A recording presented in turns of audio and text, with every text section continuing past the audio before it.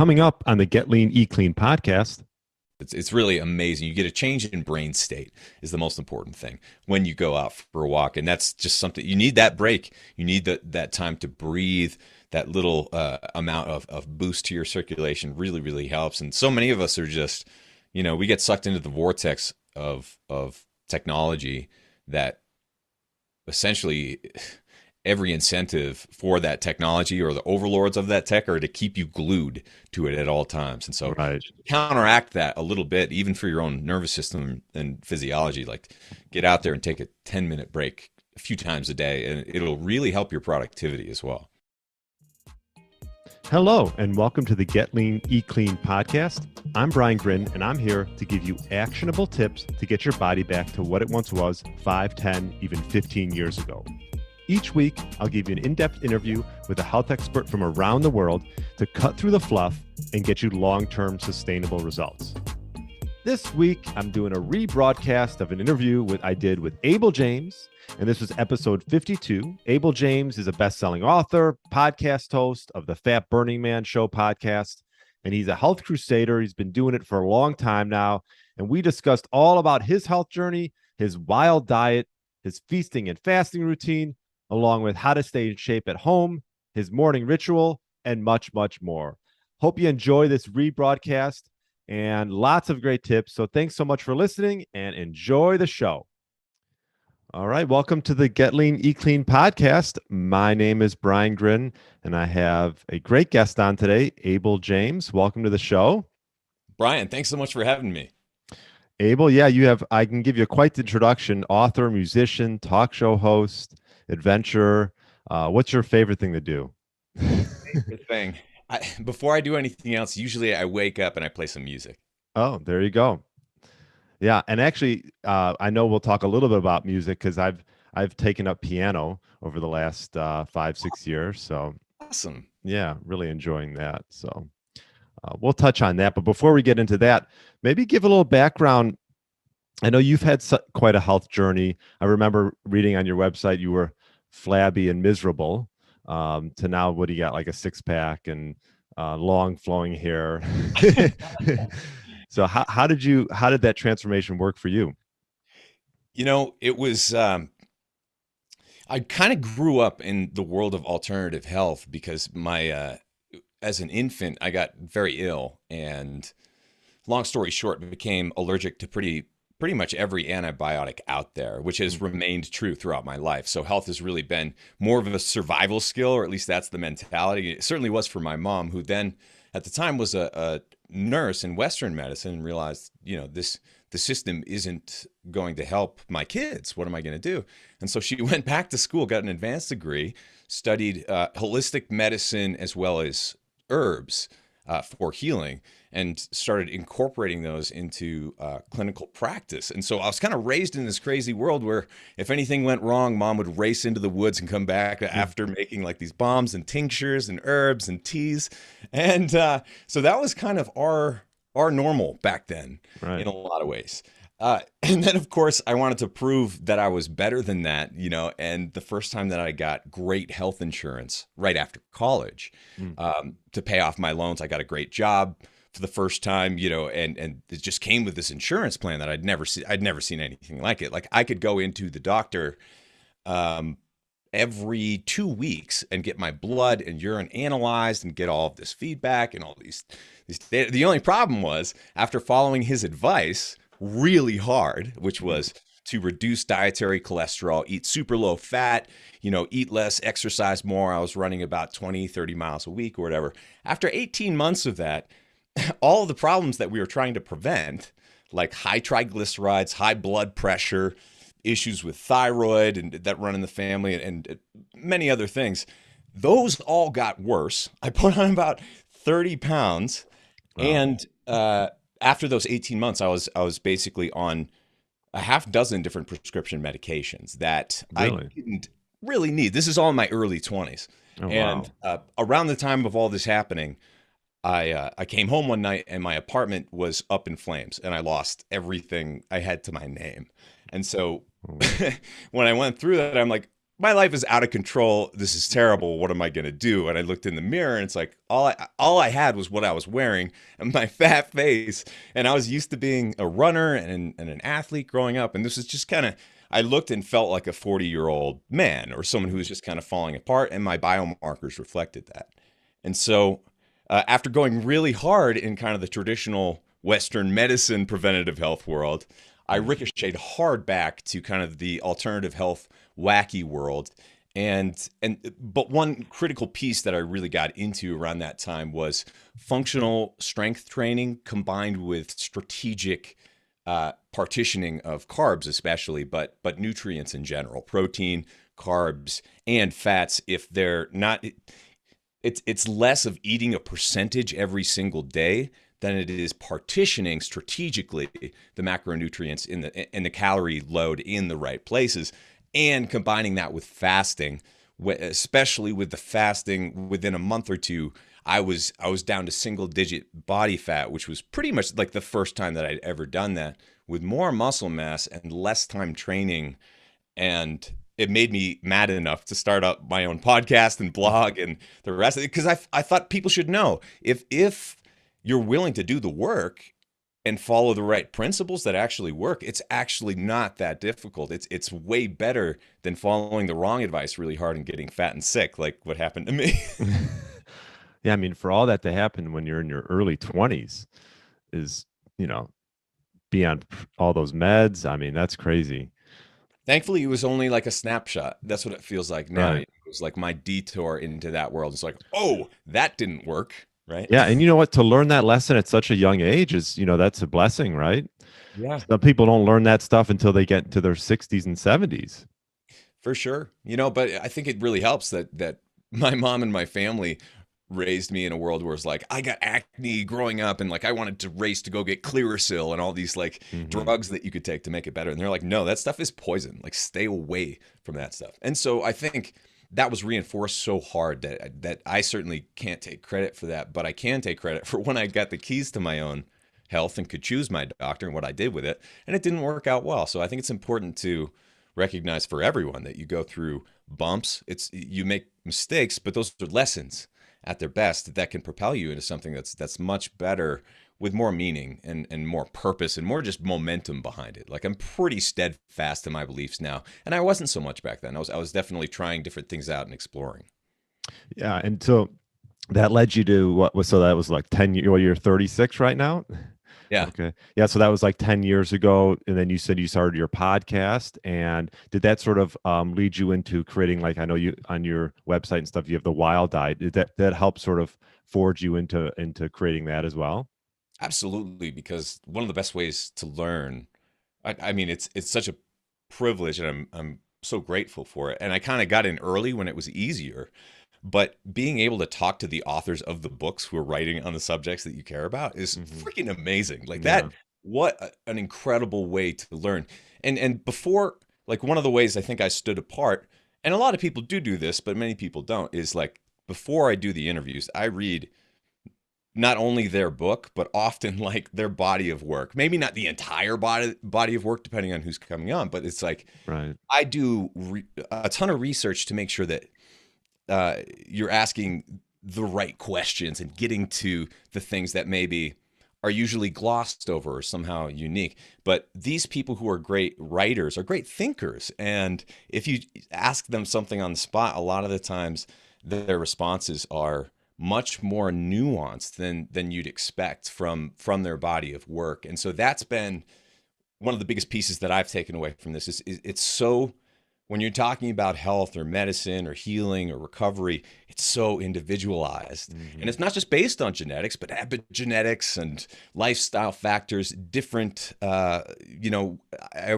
been wearing a CGM or a continuous glucose monitor, and the same foods will have a completely different effect on me on different days, depending on sleep or my insulin response based on how much I've exercised that day, and how ready my muscles are to get that glycogen into the right places. Or if I've just been on a rest day, like eating that cake might not be such a good idea. Whereas you can get away with that stuff in other cases. So I think the nuance piece is really important, but also just being able to learn direct from researcher. A lot of these people are researchers, Hmm. and being able to ask them questions directly is fantastic because you also just asking them revealing things about their personal lives, like what did you eat for lunch today, can be very revealing as well. Yeah, no, that's the one thing I really enjoy about having my own podcast is, you meet people you never thought you'd be able to meet. Like I mean, I'm a big golfer. I got to interview like a PGA Tour guy who's Cool. big into fitness, and I would never thought I'd be able to interview him, and obviously people like yourself. And um, I'm curious, what would you say the best way to describe your wild diet? Is it a basis of macros, or how would you best describe that? Yeah, I think it's important to Hmm. have something where you can kind of be grounded in the same idea. The problem with terms like paleo, keto, and a lot of the popular terms that come about and kind of rise in popularity and come back down is that they lose their meaning over time. And so, Hmm. at least for our own coaching community, that's where I kind of came up with the idea wild, which connotes a relationship to the environment and honoring the environment. And so, if you're going to eat the way that that would manifest to me and to our community generally would be whole, unprocessed, real foods as a start. We don't have to be anti-tech necessarily, but it's important to understand that most of the processed foods that are available, or the monocrops, the foods that are grown uh, on a large scale, are done so for reasons of profit, not our health. And so you have to have your shields up and kind of define what are the foods that are going to treat you best. And those are the ones from Mother Nature. So that's the prism to see the world through that hopefully will help people navigate on their own. Because I do have more dogmatic, just like here are the macros if you want to achieve this. Here's what the plate should look like, which generally speaking should be not afraid of real unprocessed traditional fats, especially from healthy animals that were raised on pasture. Not being afraid of ruminants either. I tend to actually eat more red meat than poultry, especially here in Colorado. Hmm. Uh, and making sure that you're getting your protein kind of as a minimum nutrient. It's not even like a caloric. Like I tend not to really count calories and encourage other people as a lifestyle don't either. But it's important to know how to do that and build that skill at some point, being able to kind of eyeball some tuna or a steak or chicken and being like, okay, I can kind of guess what the macros are and the caloric load. That's an important skill. But generally speaking, it's pretty reasonable. Veggies and meat with a good amount of fat to make the veggies taste good, not being afraid of traditional, unprocessed salts. And then carbs tend to be the majority of foods that are out there for most people, but they're totally scalable based on your goals and lifestyle. So if you want to lose fat, that's the one to turn down, generally speaking. And if you want to pump up your performance or gain a bunch of mass, that's the one that you pump up. But you keep the protein there pretty much all the time. Fat is also scalable depending on kind of your goals, but protein is the one that most people should be focusing on. Yeah, I completely agree. I've talked about it before. It should be like the staple of the meal. And then everything around that is just sort of like, like you said, healthy fats. And then, I know some people are afraid of carbs. I think as long as it's nothing processed, you should be just fine. And then it's just sort of based off how you feel. Like I used to have like a huge, big salad in the middle of my day with maybe some fish, which is not sounds fine, but like actually I found that it weighed me down a little bit.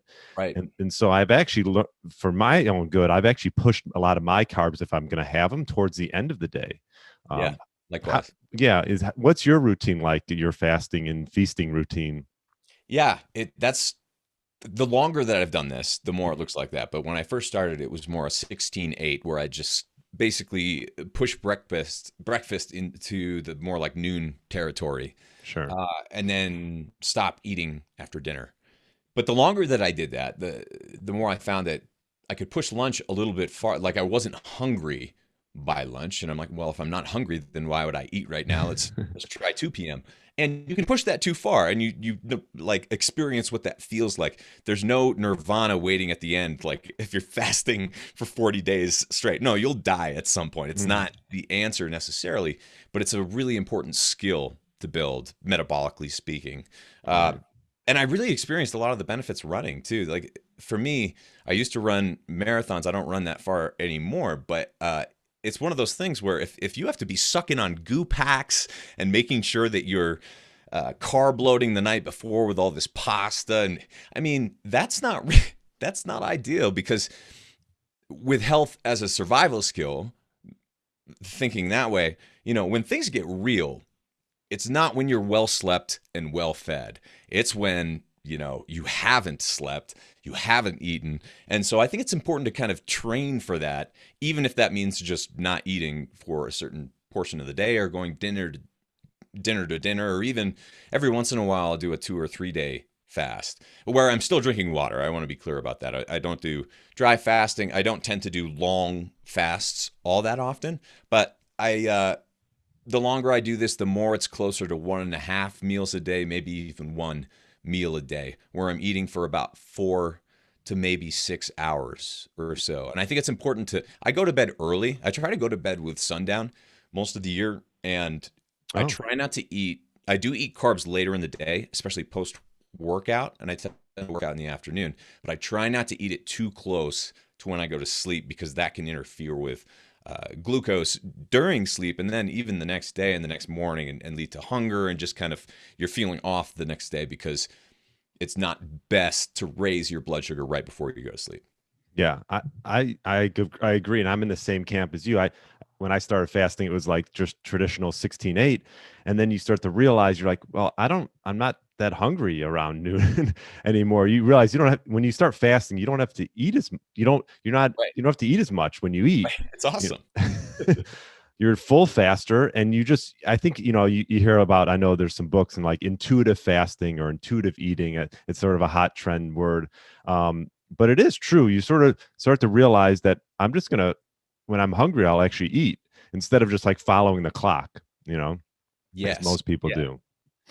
And when you're able to do that, it allows you to realize that some days you're hungrier than others, and that's okay. Some Right. seasons, some weeks, you put on weight, you put on fat or muscle. It just feels right. And then other times it feels right to undereat. And I do find that it's based on season or timing or a cycle, but it's not predictable for me. But it's definitely real. Like I definitely experience it, and I don't mind going up or down 5 or 10 pounds, kind of just knowing that you can always turn that dial whichever direction you want, depending on your goals. And for most people, before all this, I didn't have that. I didn't have the confidence that, if I wanted to lose 5 or 10 pounds of flab or whatever, if I Hmm. wanted to lean down and get cut, I didn't have confidence that I could do that. But now, after doing this for a while, coaching people and experiencing it myself, like once you have the confidence that you are able to do that, man, that makes a big difference for peace of mind and for maintenance as well. It's easier to have more fun and moderate, I think, for a lot of people, if that makes sense. Yeah, and by no means, at least for me, like I don't look at like fasting as calorie restriction, right? Like you're eating till you're satisfied, Yeah. and I'm in the same boat, and I don't count calories, or I don't have my clients count calories. You just sort of you eat until you're full, not like over full, right? And then you move on with the rest of your day. That's a really important point too. Yeah. After I stopped eating a lot of garbage, you know, typical processed breads, lots of gluten and grains. I still eat, sourdoughs and homemade things and ancient grains. But I would get heartburn. I would get this feeling in my stomach where I was still hungry, but it was completely full, just really uncomfortable. Yeah. And that went away. Like I haven't really experienced that since either of those things. And I'm not sure exactly what the causality might be there. I did clean quite a few variables up, but I think probably it just allowed my body to heal to the degree where that's not normal. You should not feel like that. But I think for a lot of people that is that's par for the course for them is just feeling after every meal, burpee and just a little bit upset stomach. But that's a good sign that something you're eating is not working for you. And the longer we do this, the more we see that different foods have a completely different effect on different people, and that is something that you have to account for. It's not always convenient, but like if my wife doesn't do as well with dairy as I do, you Hmm. have to account for that. And also, I think there's a lot of you can get momentum that way, because if she's going dairy free for a couple of weeks, it makes it a lot easier for me to at least turn it down or experiment with kicking it out too, which oftentimes kicking out some stuff that you love is very, at the very least, educational and sometimes really useful too. Right. You learn a lot from just abstaining from things, right? Totally. And It's you like, don't take them for granted. That's my, like, even kicking out coffee. I don't do it on a regular basis, but the times that I have, it's like I do miss coffee. I do. I right. do. You appreciate it more when you bring it back, right? Yeah, and then it's like, okay, I know why I do this, but every once in a while you forget, then you take it for granted. That's a good time to kick it out again, and then you remember. But this is one thing you have to be very protective over your good habits, because like I was just talking to a guy yesterday who listens to my show, and he's just like, yeah, I was doing so great. I was working out all the time throughout the whole, like terrible year when we were locked in our houses and all this stuff. But then contractor came over and ripped up my basement. So I haven't worked out since. And it's like, Mm. well, you can do better than that. Like I Yeah. understand, but you still have to keep it going. Otherwise you completely lose it. And once you're in the good groove of those habits, it doesn't take that much effort, but you have to play self-defense and adapt all the time to try to protect that, because life just throws you curveball after curveball. That's the biggest challenge with staying true to all of this, is being honest when those curveballs happen, and then making a quick adjustment to make sure that you can keep those good habits going. Yeah, no, that's a great point. And what would you say as far as staying in shape? I mean, obviously, with the whole quarantine this past year, I've sort of changed my methods around a little bit. What would you say the best way to stay in shape, even when you don't have a gym? Show up, and be honest about it, because it doesn't take a ton of know-how.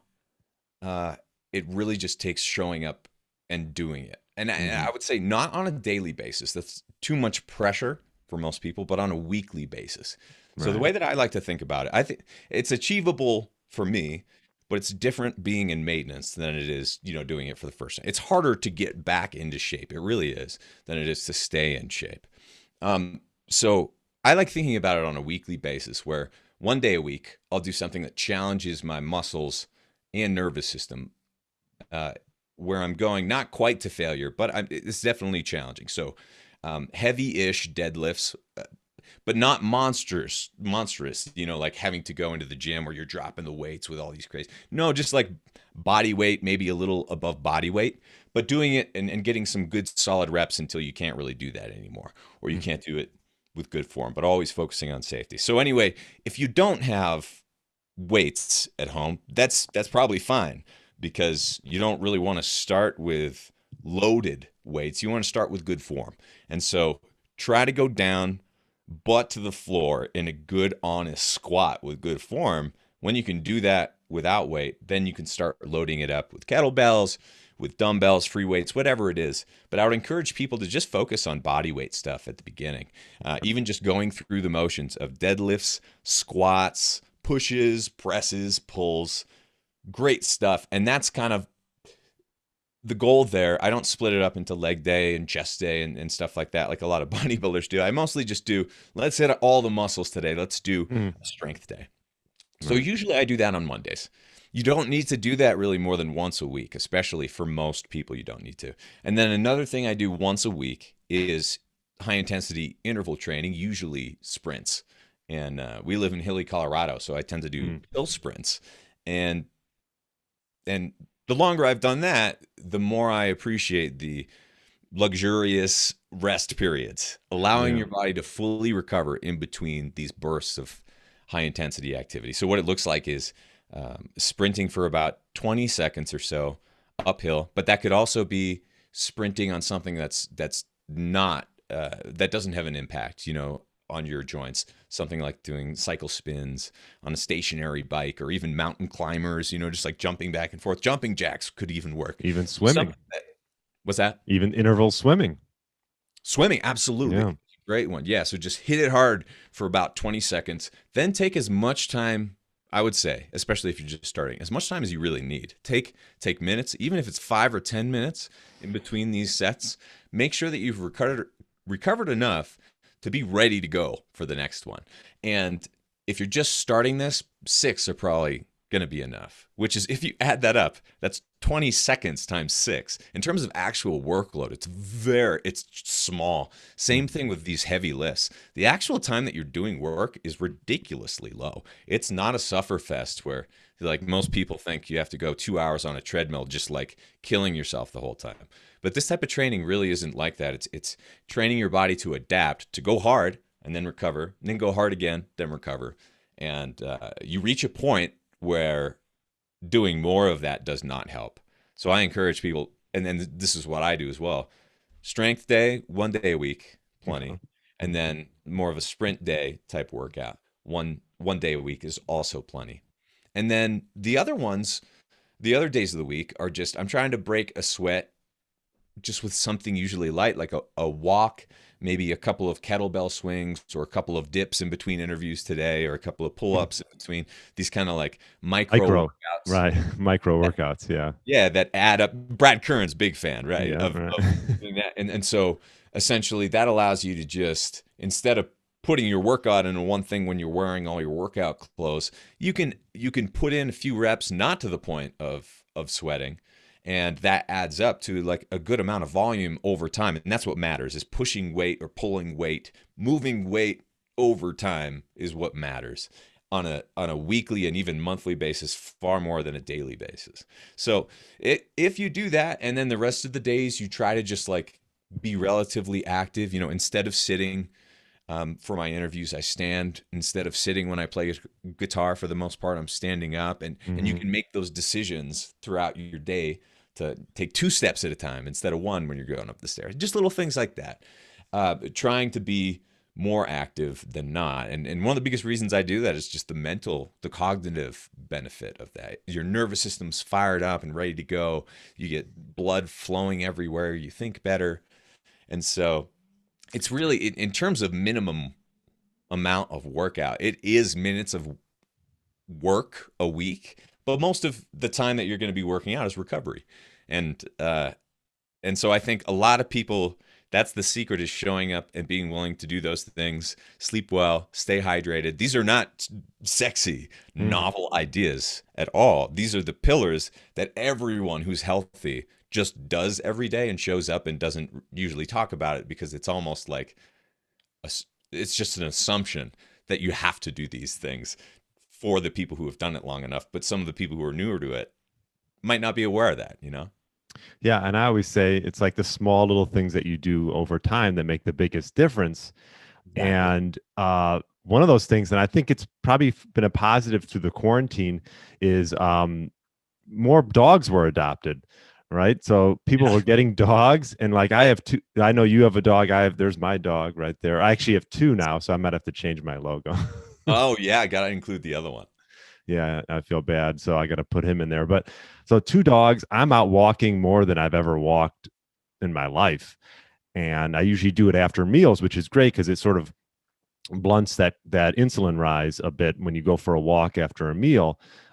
So that I talked to a few interviews regarding just the positivity of having a dog and the impact that can make on your life. Yeah, yeah. And I encourage people who don't have a dog to pretend that you do and take yourself for a walk. Because Yeah, you know what happens when the dog doesn't go for a walk. It's unacceptable, but people don't carry that over to their own lives. It's really amazing. You get a change in brain state is the most important thing when you go out for a walk. And that's just something, you need that break. You need that time to breathe.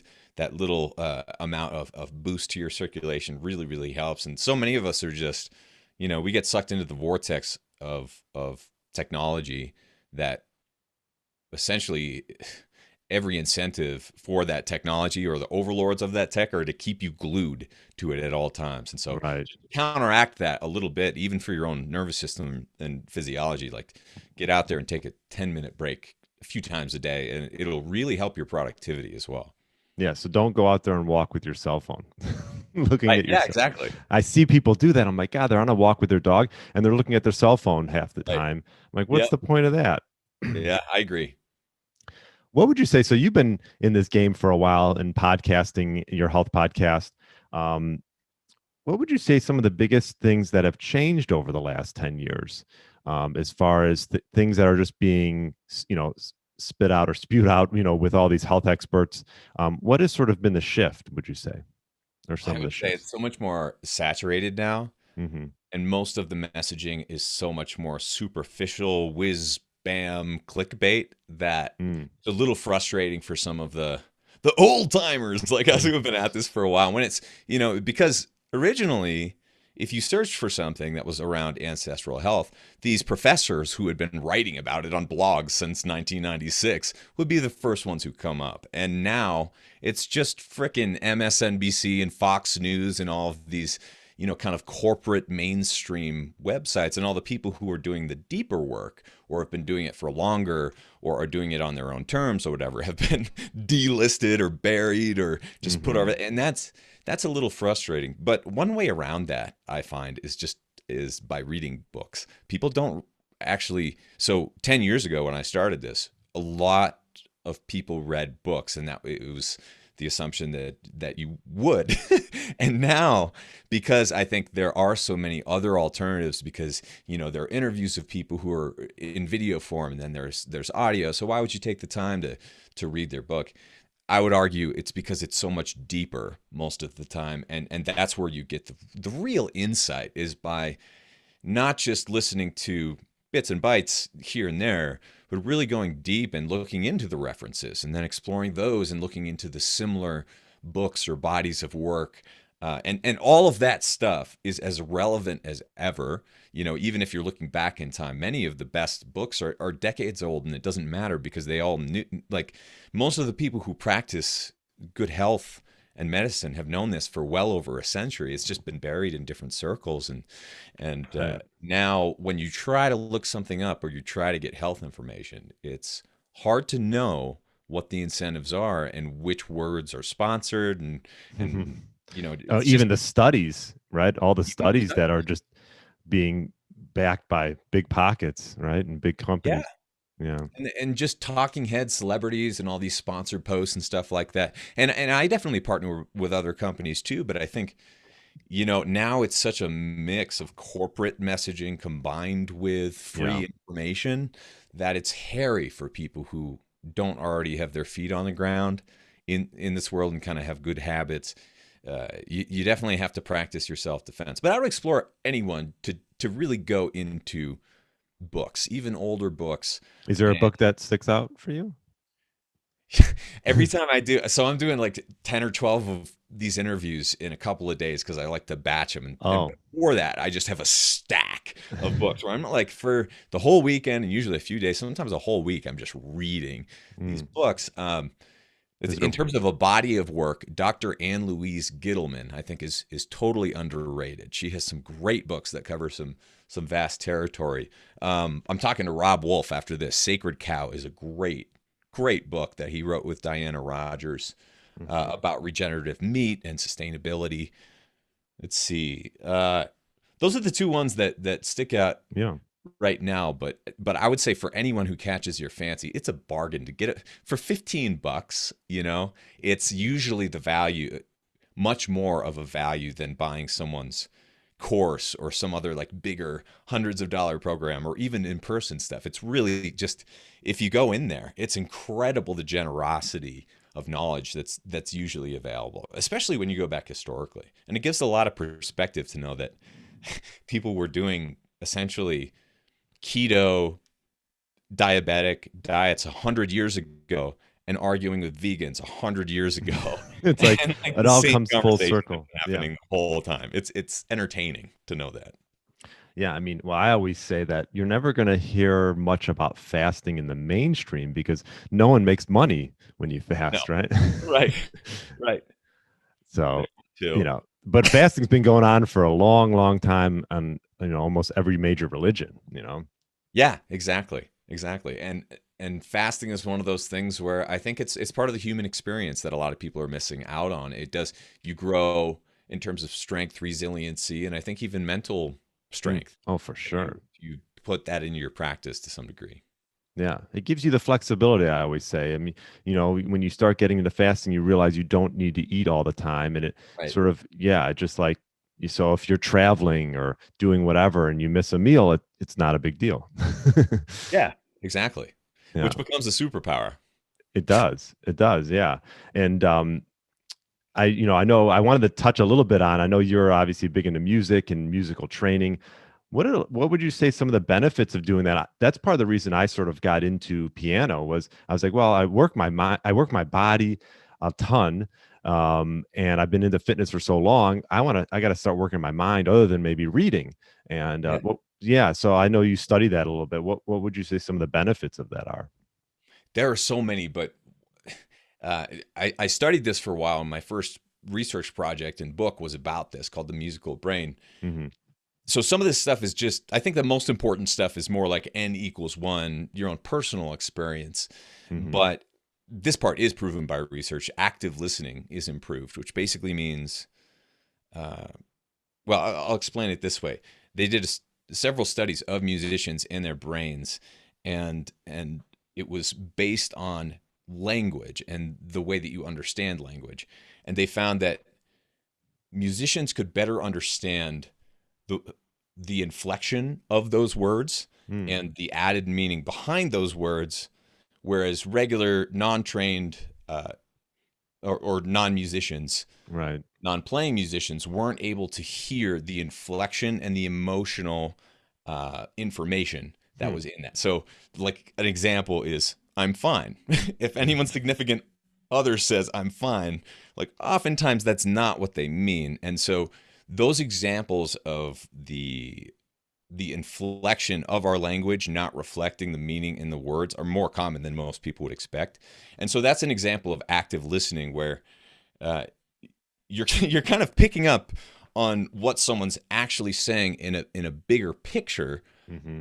but you can hone in on pieces of that to get more specific meaning. So how that shows up in music is a lot of people who aren't necessarily trained in playing music can't hear the trumpet or the bass line at Right. on its own. You know, in the same way that a dog can smell the tomatoes in the soup and the garlic in the soup and all Right. these things separately because they have this It like super heightens your senses, right? exactly. It Yeah. heightens the like fidelity of your senses. It allows you to deconstruct sounds and go in there and be like, what is that? And isolate that. So that's definitely a powerful skill for language communication, um, and active listening also in nature.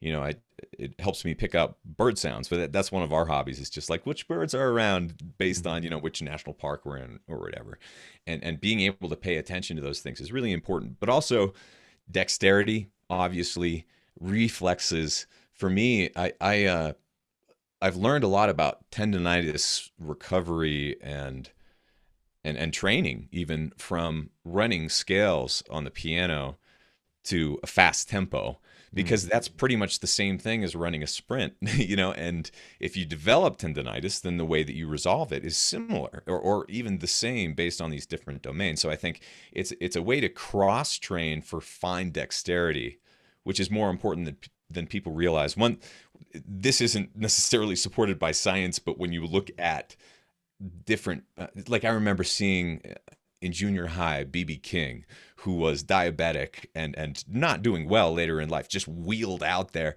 on stage and then he just ripped up the guitar, for out just ripping. It was amazing and so cool. And he did live a relatively long lifetime, even though he was otherwise completely, out of shape and really in horrible metabolic health with different manifestations of advanced disease, really.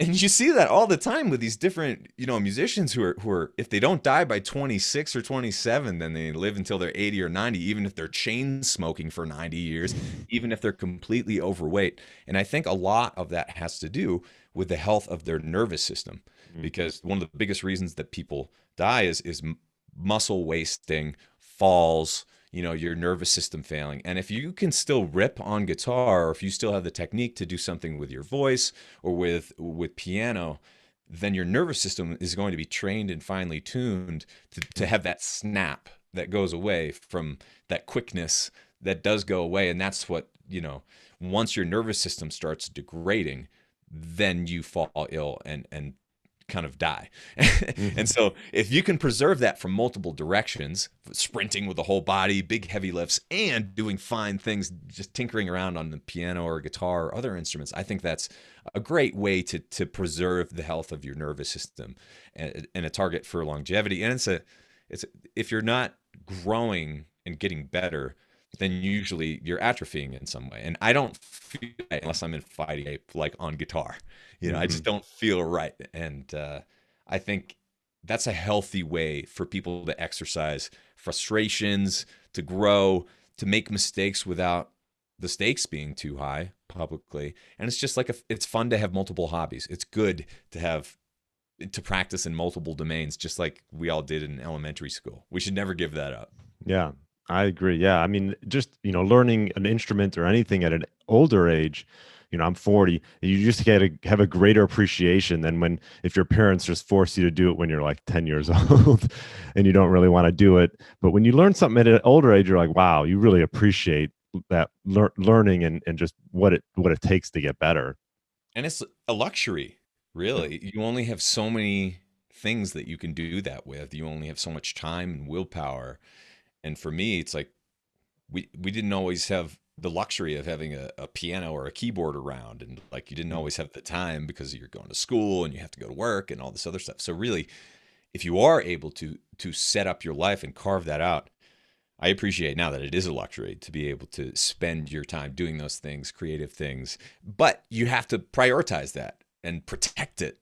And it's Hmm. not easy. It's not easy, but it's worth it. Right. Yeah. No, I try to do a little bit every day, right? It's like anything Yeah. else. Yeah. It's so much better that way. I used to teach guitar in college, and the adults would pay me money, and they're like, "Why am I not getting better?" And the kids Right. would come in. They'd play a little bit every day, Mhm. and they would always get better. They would come in every week, and they would get better because they would play a little bit every day, and the adults would just think that they would get results because they paid money. And we have to coach that out of our own thinking, because for some reason we're all conditioned that way. Once we reach a certain age or Right. maturity or something, we all just kind of have these expectations. Same thing. I mean, I coach golf a little bit, and it's like I tell them, I'm like, this lesson that I'm helping you with, it's a waste of time if I see you in a month and you haven't done done anything Right. with it. Right.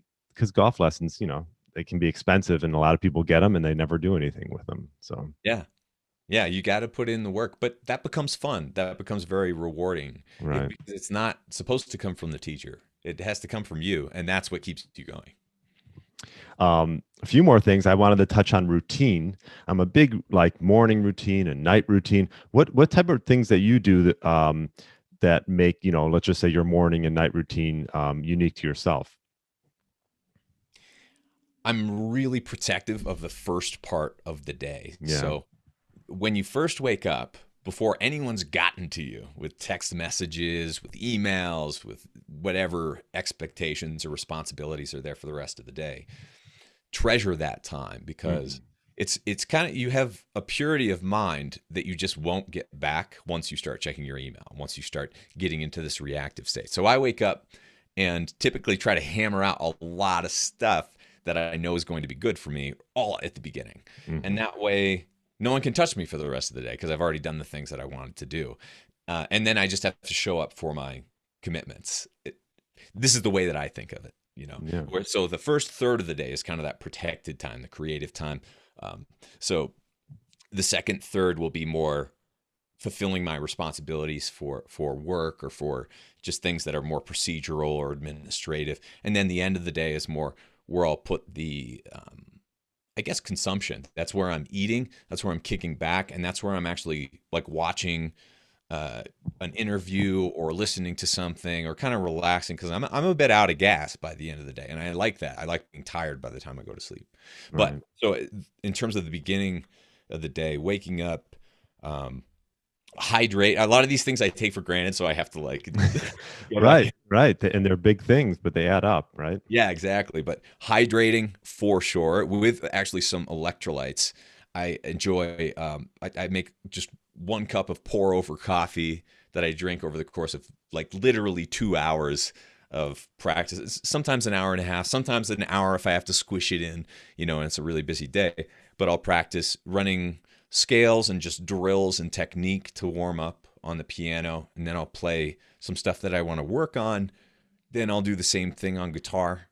Then I do a little spirit reading. I read the I Ching every day and some other just kind of studying.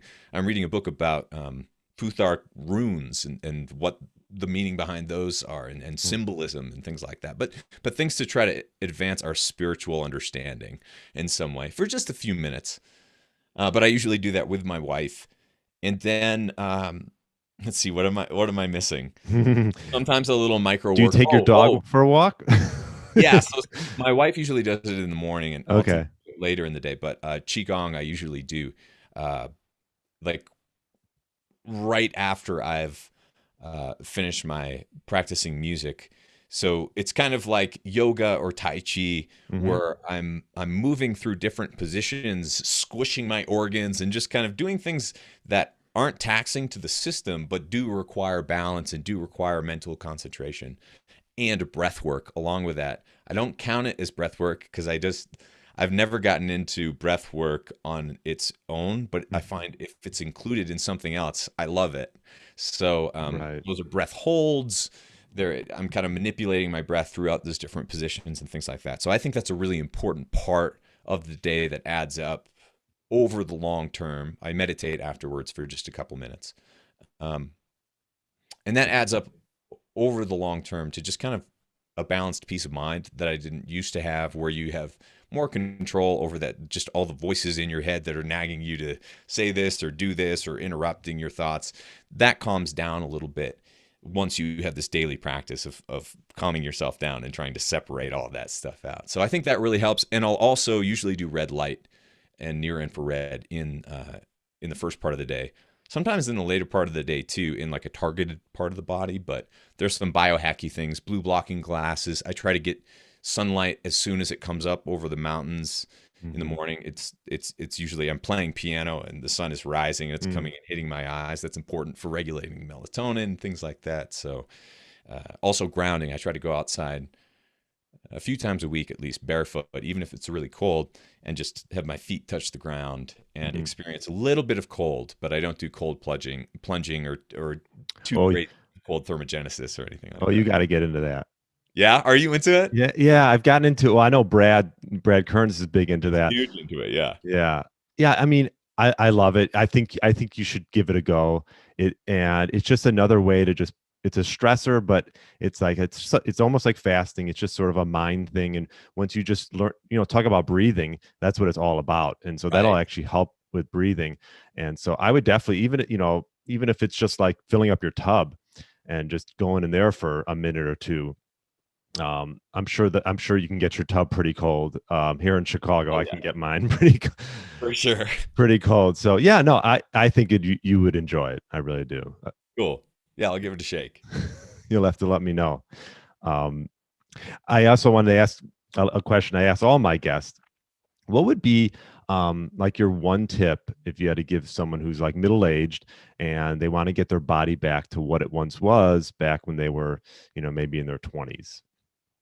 I would say practice intermittent fasting or cycles of under eating, and then partitioning your indulgences, especially your carbs, to after those workouts. So a lot of people say, and I agree, that nutrition, if you have to put them next to each other, is more important for getting back to your ideal body size or body composition than working out is. Hmm. But you you just can't really get there once things get hard, I think, especially if you're talking about middle-aged hormones or, not what they were when you were a teenager or in your 20s. Once it starts getting difficult, then I think you just have to be a little bit more strategic, a little bit more specific to your own individual needs. But combining the intermittent fasting with the partitioning of carbs, which are scalable, I think for most people, they do better with some than none. Mm-hmm. And so putting them after an honest workout, once or twice a week, can lead to just wonderful changes over time. And I have coached people down really fast to lose weight extremely quickly. I don't recommend that for most people, but if you're motivated, then essentially a protein sparing modified fast where you get your protein in first, you scale your fat based on your hunger, and then you kind of just avoid carbs. You still eat some veg, but you basically just avoid carbs for as long as you want to lose weight. You can lose an incredible amount of weight over time, oftentimes pretty quickly, because instead of you're getting plenty of protein from your diet, you're getting a little bit of fat, but most of the fat is coming from your body fat stores, and then you're not really getting carbs, which prevents you from going into a storage state with nutrients that are coming in. And so that can be really effective for some people, but it's really about try not to think about it in a daily way. Think about it more in a weekly schedule. And that will help a lot of people cope with the days where they feel like they should eat more or the days where they feel like they should eat less. And intermittent fasting is a great inroads to understanding true hunger. Mm-hmm. I love that. Lot of good insight in that. And we didn't have a ton of time to touch on your kids' book that came out. And it's interesting because I actually wrote a kids' book about 5 years ago. Huh. So I saw that you wrote a kids' book. I'm like, oh, yours is Designer Babies Still Get Scabies. Is that right? Scabies, yeah. Scabies. Okay. Anyways, yeah, I want to check that out. I came out with one called The Magic Zoo, and I know yours is based around poetry, right? Yeah. And it's more for teenage and up than necessarily little kids. But it's one of those things where I realized that I could get away with saying some relatively scandalous things if I was willing to rhyme them. So I made sure to rhyme a lot of the poems. But it's one of those things where I find that creating music, art, just expressing yourself in various ways is a great way to exercise your emotions and get rid of all of the frustrations that come with living in the modern world. And there are plenty. There are plenty. So when I feel a little bit down, a lot of times I try to create my way out of it. And hopefully by adding a little bit of humor or a little bit of satire, you can just laugh off most of the darkness in this world. That's a great way to cope. Yeah, no, I love that. Yeah. And where would be the best place for people to find what you're doing next? Probably fatburningman.com or just looking up Abel James. The podcast is also called Fat Burning Man. And then for the more music and artistic minded stuff, it's abeljames.com for that one. Awesome. Well, this was great. We probably could have talked for another hour, but yeah, that would be great. Anytime you want to do it again, just hit me up. Awesome. All right. Well, thanks so much for coming on. I appreciate it. Thanks for having me. Thanks for listening to the Get Lean, Eat Clean podcast. I understand there are millions of other podcasts out there, and you've chosen to listen to mine, and I appreciate that. Check out the show notes at briangrin.com for everything that was mentioned in this episode. Feel free to subscribe to the podcast and share it with a friend or family member that's looking to get their body back to what it once was. Thanks again, and have a great day.